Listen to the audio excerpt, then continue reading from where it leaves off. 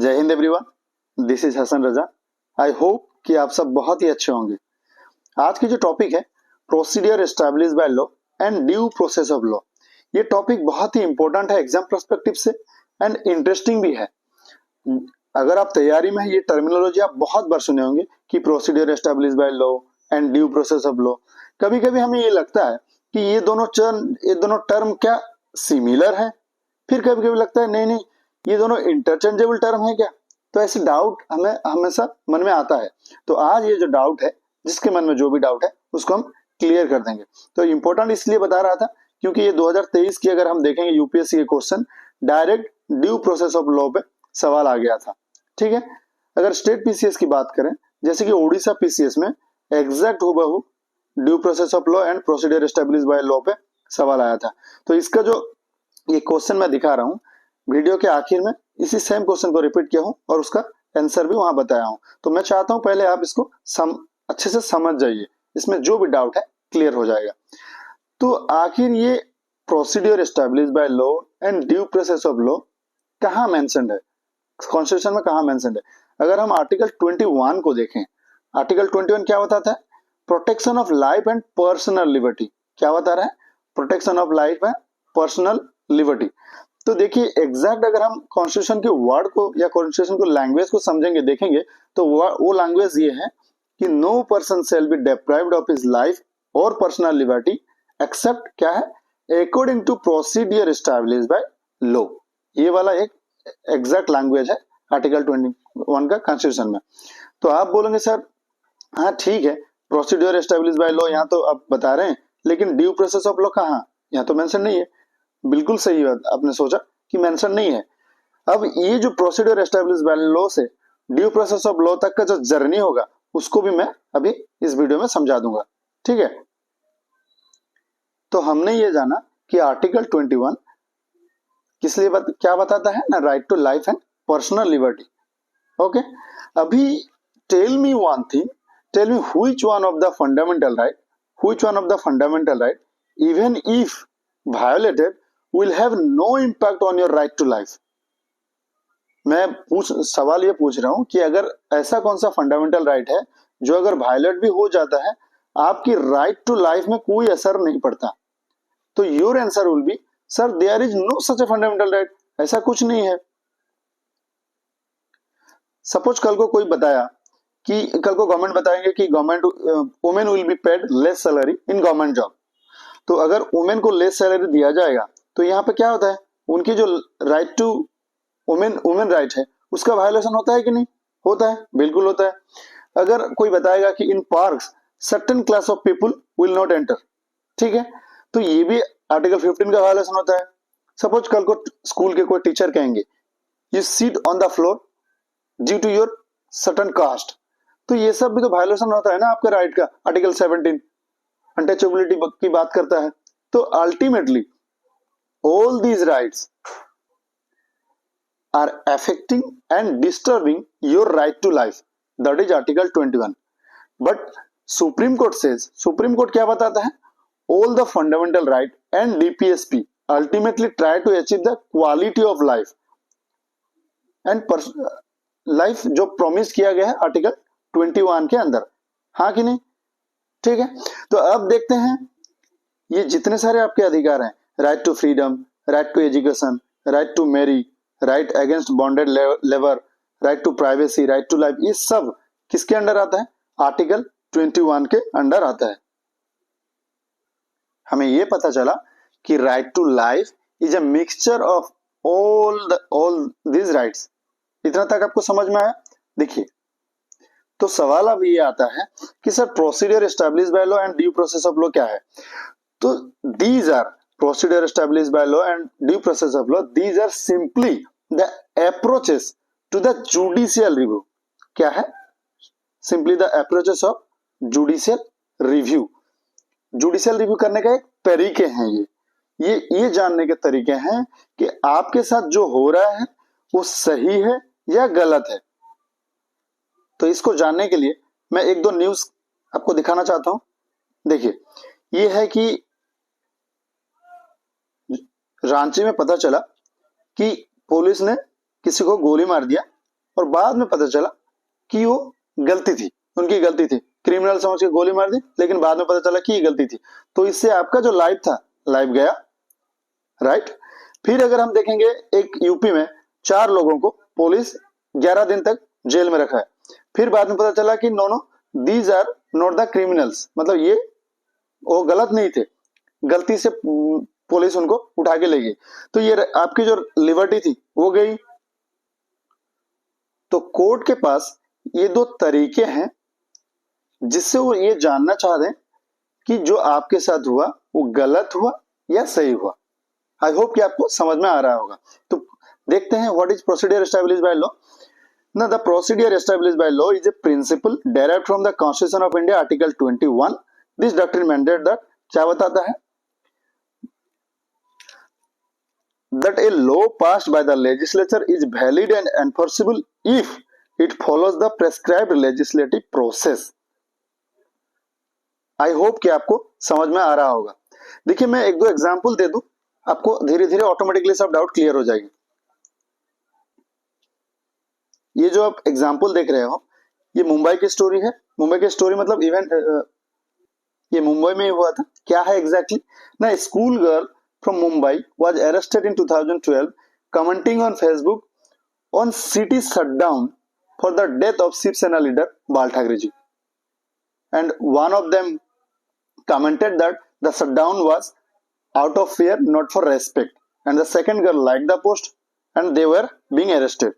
क्या एग्जैक्टली मामला क्या है ना, एक मुंबई में जब बाल ठाकरे जी का डेथ हुआ तभी एक स्कूल गर्ल क्या किए उन्होंने फेसबुक पे लिखे कि ये जो उनके डेथ के बाद सिटी शटडाउन था, तो ये अपने फेसबुक पोस्ट पे लिखे कि ये जो शटडाउन है ये गलत है, क्योंकि अगर ऑब्वियसली बात है, अगर कोई किसी का डेथ हो गया है तो अगर शटडाउन करने से हमें क्या फायदा मिलेगा, ये उनका मानना था।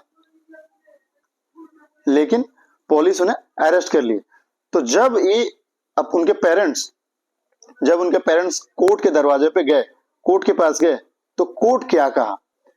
जाहिर सी बात है, आप गलत हो या सही हो कौन तय करेगा? कोर्ट ही तय करेगा।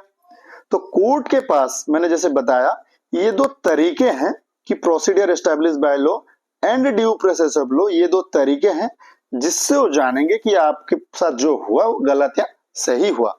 आई होप कि आप लोगों को थोड़ा थोड़ा समझ में आ रहा होगा। अब उसी एग्जाम्पल के साथ समझाता हूं। अगर हम प्रोसीडियर एस्टैब्लिश बाय लॉ के तहत यानी जुडिशियरी देखेंगे या जुडिशियरी एग्जीक्यूटिव को पूछेंगे कि क्यों अरेस्ट किए हो, तो उन्होंने बताया कि सर हमने अरेस्ट किया है section 66 of IT act 2000, section 66 of IT act 2000 के तहत पे उन्हें अरेस्ट किया। कितना? 66 सब close A of IT act 2000 के तहत अरेस्ट किया। तो वहां पे कोर्ट पूछेंगे यानी जुडिशियरी एग्जीक्यूटिव से सवाल ये करेंगे कि आपने जो अरेस्ट किया है क्या कोई लॉ है? Is there any law? कोई लॉ के तहत आपने अरेस्ट किया है? तो पुलिस बताया कि हाँ there is a law section 66 of IT act 2000। अच्छा, फिर जुडिशियरी चेक ये करेंगे कि who made this law, that means did the body carry the power to make the law और टू पास द लॉ। ये दूसरा सवाल जुडिशियरी एग्जीक्यूटिव से पूछेंगे। ठीक है, अब वो बताएंगे, एग्जीक्यूटिव यानी पुलिस बताएंगे कि हाँ ये तो पार्लियामेंट में पास हुआ है, तो ठीक है, ये भी यस हुआ, ये भी यस हुआ। और तीसरा सवाल जुडिशियरी पूछेंगे कि where the procedure follows when the law made, procedure followed correctly. ये 3 सवाल पूछेंगे। मैं आपको फिर से बता दे रहा हूं कि जब किसी का आपके साथ कुछ गलत हुआ, किसी ने गोली मार दी, आपको पुलिस अरेस्ट कर लिया या कुछ हुआ, तो तब आप कोर्ट के पास जाएंगे। कोर्ट के पास 2 तरीके होते हैं आपको सही या गलत जानने के लिए। तो ये जो प्रोसीडियर एस्टैब्लिश्ड बाय लॉ एक है और 2 है ड्यू प्रोसेस ऑफ लॉ। अब प्रोसीडियर एस्टैब्लिश्ड बाय लॉ के तहत जुडिशियरी एग्जीक्यूटिव से ये पूछेंगे कि आप जो अरेस्ट किए हो या फिर आप जो काम किए हो वो कोई कानून के तहत किए हो क्या? तो बोलेंगे यस एक्ट है। अच्छा, ये कौन पास किया है? जो जो पास किया, जो अथॉरिटी बॉडी पास किया, उसके पास क्या अथॉरिटी है? यस, पार्लियामेंट पास किया है, तो ठीक है। देन बताएंगे कि वेयर प्रोसीडियर फॉलोड करेक्टली, जो प्रोसीडियर था वो क्या करेक्टली फॉलो किया गया है। अब प्रोसीडियर फॉलो का मतलब मैं आसान भाषा में समझा रहा हूं। जैसे कि मनी बिल को पास होने के लिए रिकमेंडेशन प्रेसिडेंट साहब की पहली होती है, यस और नो, ये आपको पता होगा। तो ये एक प्रोसेस है। अगर पहले प्रेसिडेंट साहब रिकमेंडेशन नहीं देते हैं, फिर मनी बिल इंट्रोड्यूस होता है, तो इनवैलिड माना जाएगा, क्योंकि एक प्रोसेस में नहीं है, प्रोसीडियर सिस्टमेटिक फॉलो नहीं किया गया। तो यहाँ पे एग्जीक्यूटिव को पूछेंगे कि वेयर प्रोसीडियर फॉलोड करेक्टली, वो बोलेंगे यस, तो वहां पे जुडिशियरी बताएंगे कि जो अरेस्ट है वो सही है। अब यहाँ पे गलत, अरेस्ट सही है, लेकिन इनके साथ गलत हुआ या सही है वो बाद में जानेंगे। आई होप कि आप लोग समझ रहे होंगे। देखिए, मैं ये बताने की कोशिश कर रहा हूं कि इस तीनों का अगर जवाब यस यस यस आ जाएगा तो फिर अरेस्ट जो है वो सही है। लेकिन nobody is asking, nobody is questioning that the law is fair और नॉट। कोई ये पूछ नहीं रहा है कि लॉ तो प्रोसीडियर फॉलो किया है, सब कुछ है, लेकिन जो लॉ पास हुआ है वो सही है या गलत है। समझ रहे हैं ना, मतलब फेयर है या अनफेयर है। तो obviously it is suppressing your right. बोलना भी तो आपका अधिकार है ना। आप फेसबुक पे कुछ लिख रहे हो, वो भी तो आपका अधिकार है ना। It ultimately suppressing your right to expression this act. तो ये एक्ट सही है या गलत है, ये जानने के लिए जुडिशियरी क्या करेंगे, प्रोसीडियर एस्टेब्लिश बाय लॉ के बाद ड्यू प्रोसेस ऑफ लॉ देखेंगे, ये वाला पॉइंट। क्योंकि ऐसा तो किसी पे भी केस हो जाएगा कि आपने गलत लिखा है, आप अरेस्ट हो जाओगे, सिंपल सी बात है। It can be dangerously used to suppress democracy. भाई लॉ अनफेयर भी तो है। क्यों अनफेयर है? क्योंकि ये मेरे एक्सप्रेशन को दबा रहा है, ये सर नो। लॉ की फेयरनेस को चेक करने के लिए court due process of law use करते हैं। अब मैं बता रहा हूं ड्यू प्रोसेस ऑफ लॉ में क्या होता है। तो ड्यू प्रोसेस ऑफ लॉ में जो आपने देखा प्रोसीडियर एस्टैब्लिश बाय लॉ में जो होता है कि आपको पूछेंगे is there any law, judiciary executives को पूछेंगे is there any law, yes. Who made the law, parliament, okay. Then where the procedure followed correctly, yes. फिर लास्ट में जो 4 नंबर सवाल आएगा, ये सवाल आएगा कि इज द लॉ फेयर। ये सबसे बड़ी बात है ना, because we are expecting welfare state. तो वेलफेयर स्टेट की जब बात करेंगे उसमें सब कुछ आना चाहिए, लोगों की एक्सप्रेशन भी तो उनका राइट है ना। तो अगर यहां पे बोलेंगे कि is the law fair, no, that means जो अरेस्ट हुआ था वो टोटली बेबुनियाद था, गलत था। आई होप कि आप लोगों के समझ में आ रहा होगा। अगर नहीं समझे हैं फिर मैं अच्छे से और एक एग्जांपल देकर समझाता हूं। थोड़ा देख लेते हैं कि meaning of due process law. Due process of law ये क्या है exactly? The meaning of due process of law includes both procedural and substantive aspects of the law.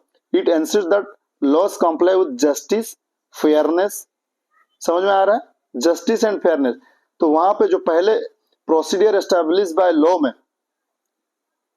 में क्या जस्टिस एंड फेयरनेस की बात बिल्कुल नहीं किया जा रहा था, लेकिन ड्यू प्रोसेस ऑफ लॉ यानी डीपीएल में फेयरनेस की बात किया जा रहा है। अब समझ में आ रहा है? चलिए एक और फ्यूचरिस्टिक एग्जांपल देके आपको समझाते हैं। एग्जाम्पल ये है कि कल को कोई कानून आ गया, मैं अपने हिसाब से बता रहा हूं, कल को कोई कानून आ गया कि नॉनवेज अगर मंडे को खाओगे तो आपको 3 बार पूछा जाएगा कि आप खाए हो खाए हो खाए हो। अगर आप 3 बार बोल देंगे कि यस यस यस तो फिर आपको अरेस्ट कर लिया जाएगा। मैं ये अपने हिसाब से एग्जाम्पल बता रहा हूँ, ये लॉ नहीं है, मैं जस्ट बता रहा हूँ आपको समझाने के लिए कि कल को कोई कानून आ गया, आप नॉनवेज खाते हो मंडे के दिन, आप बोले हाँ, तो 3 बार पूछा जाएगा। अगर आप 3 बार हाँ हाँ हाँ बोल दिए तो फिर आपको अरेस्ट कर लिया जाएगा। तो अगर आप जुडिशियरी के पास जाएंगे, जुडिशियरी सिंपली पूछेंगे कि क्यों अरेस्ट किए हो, कुछ लॉ या कानून है इसके खिलाफ, इसके हिसाब से ना, हाँ सर है। Is there any law, yes sir, okay. Who made this law, अगर कानून पास हुआ है obviously it has the authority, तो हाँ सर उनके पास अधिकार भी है, पास अथॉरिटी है। तो where the procedure followed correctly, yes sir procedure भी ठीक ठाक फॉलो हुआ है। तो फिर आपके जो अरेस्ट है वो जायज है, मतलब ठीक है। लेकिन फेयरनेस की बात नहीं हुई यहाँ पे। जब हम फेयरनेस की बात करेंगे वो due process of law use करके देखेंगे। इसमें देखेंगे जुडिशरी कि is there any law, yes sir, who made this law, did he carry the power to pass the law, yes sir, where procedure followed correctly, yes sir, is the law fair. क्या आपको अगर पूछा जाएगा कि Monday को veg non veg खाए हो, 3 बार बोलो हाँ, तो फिर आपको अरेस्ट कर लिया जाएगा। क्या ये सही है? नहीं। तो अगर नहीं सही है तो ये लॉ भी या अरेस्ट भी आपका बेबुनियाद है। आई होप कि आपको अभी अच्छे से समझ में आ रहा होगा। ये 2050 Shreya Singhal versus Union of India का केस है। इस पे the Supreme court question the law is fair और नॉट, क्योंकि आपके साथ जो हुआ वो गलत है सही है, ये श्रेया सिंघल केस में पूछा गया। अब देखा गया कि ना द लॉ इज अनफेयर। अगर अनफेयर है तो जितने अरेस्टेड पर्सन थे उसी लॉ के तहत, यानी 66 ए ऑफ आईटी एक्ट 2000 उसके तहत सबको रिलीज करने के लिए सुप्रीम कोर्ट ऑर्डर दिया है।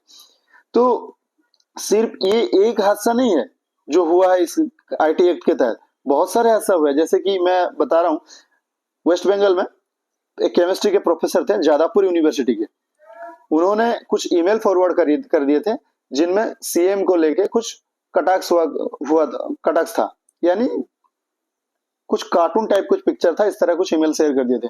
अब उनको 11 साल तक झेलना पड़ा, बाद में वो निर्दोष पाया गया 11 साल के बाद।